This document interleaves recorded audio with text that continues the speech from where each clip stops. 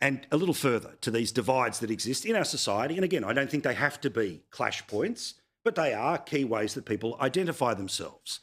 And of course, we know that there's great difference between people under the age of 50 as voters, under the age of 50, between male and female. And just look at the electoral roll. This is not polling. It's not an opinion. This is the number of people who were qualified and enrolled to vote at the election just gone.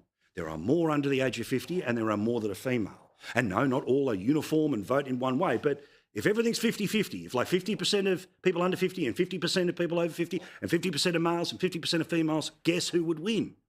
Under 50 and female, right? As the key determinants of elections. And increasingly, we know that there are different ways that the cities are voting as opposed to regional areas. Now, interestingly, today, we got maybe a little preview into something that I've got to say I have been seeing in all of the time we've been doing the Outtowns going around the country, which is maybe when we started out, things like the pub or the RSL were a little more at the heart of the culture of a regional town, but now competing for that attention is high-end restaurants, cafes, pretty modern stuff, not to suggest that pubs and RSLs aren't, but you get my point. Today we learned that the sunny coast has now been overtaken by Geelong as the place where people who leave cities have gone and lived in. In fact, if you have a look at this, which is the Regional Movers Index that was put out today by the Regional Australia Institute, you can see that there was big movement, not 64% of the entire population, but of the people who moved. They moved out of the cities, they moved into the bush.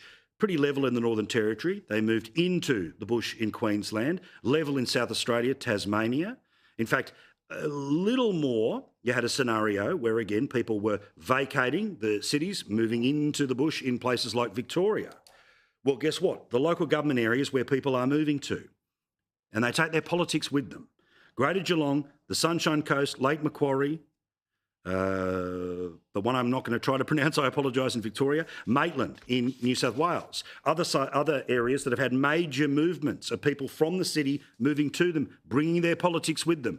Townsville, Gladstone, Latrobe, Bendigo and Denmark in Western Australia. Now, we won't know the full picture of who lives where, and therefore to be able to start to marry the electoral roll with the census, which of course is the national survey of Australia, until we have one in the next few months.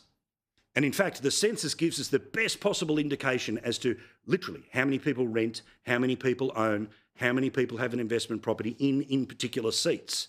Meaning if there are high interest rates, you can start to do the sums on whether this seat's going to change or that seat's going to change. I love this data, I love these facts, and I love being able to go on the deep dive with you.